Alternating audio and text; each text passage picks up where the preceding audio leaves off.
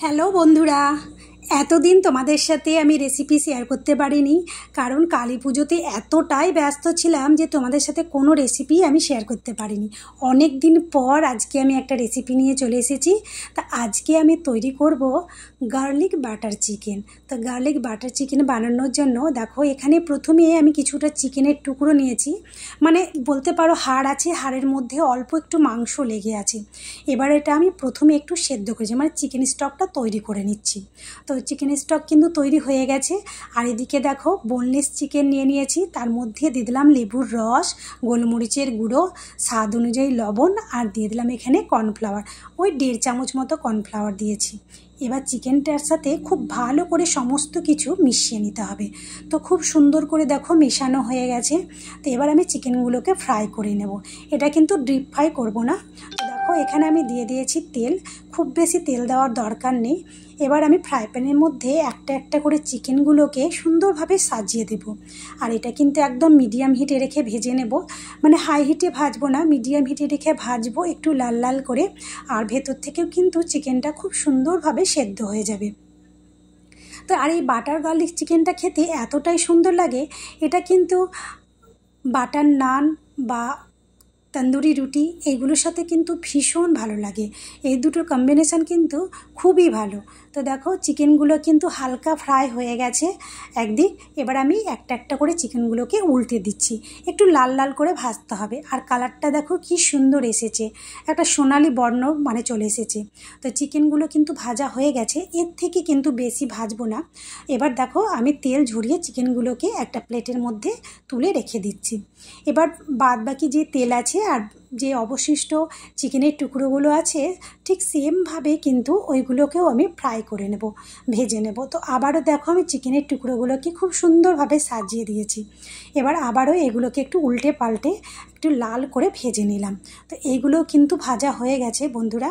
এবার দেখো, আমি এগুলোকেও তুলে রেখে দিচ্ছি। তো এই ফ্রাই প্যানে যতটা তেল আছে এতটা তেলের কিন্তু প্রয়োজন নেই, তো তেলটা একটু কমিয়ে দিয়েছি, অল্প একটু তেল আছে। এবার এর মধ্যে দিয়ে দেবো 1.5 চামচ বাটার। এবার বাটারটাকে খুব ভালো করে প্রথমে একটু মেল্ট করে নেব। তো দেখো, একটু মেল্ট করে নিয়েছি। এবার এর মধ্যে দিয়ে দেবো যেটা মেন উপকরণ, যেটা ছাড়া কিন্তু হবে না, সেটা হচ্ছে রসুন। তো এখানে আমি বেশ কিছুটা পরিমাণ রসুন কুচি দিয়ে দিয়েছি। যেহেতু এটা হচ্ছে গার্লিক বাটার চিকেন, তাই বাটার আর গার্লিক তো লাগবেই। তো অনেকটা পরিমাণই আমি এখানে কিন্তু দিয়েছি, আর একদম কুচি কুচি করে দিয়েছি। আর এটাকে কিন্তু লাল করে ভাজার দরকার নেই, খুব যদি লাল করে ভাজা হয় তাহলে মানে রসুনের যে একটা তেতো ভাব, সেই তেতো ভাবটা কিন্তু চলে আসবে, খেতে ভালো লাগবে না। তো এটা আমি একদম হালকা করে ভেজেছি। তারপর এখানে দিয়ে দিলাম 1 চামচ ময়দা। ময়দাটাকেও খুব ভালো করে রসুন আর বাটারের সাথে একটু ভেজে নিতে হবে। তো দেখো, আমি খুব ভালো করে কিন্তু রসুনের সাথে ময়দাটাকে একদম সুন্দরভাবে কিন্তু ভেজে নিয়েছি। আর এদিকে যে চিকেন স্টকটা তৈরি করে রেখেছি, আর এদিকে কিন্তু ভাজা হয়ে গেছে। এবার এর মধ্যে কিন্তু এটা আমি দিয়ে দেব, মানে যতটা প্রয়োজন ঠিক ততটাই দিতে হবে।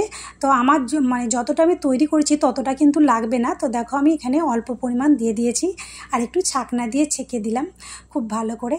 এবার দেখো, সমস্ত কিছু খুব ভালো করে মিশিয়ে নিলাম।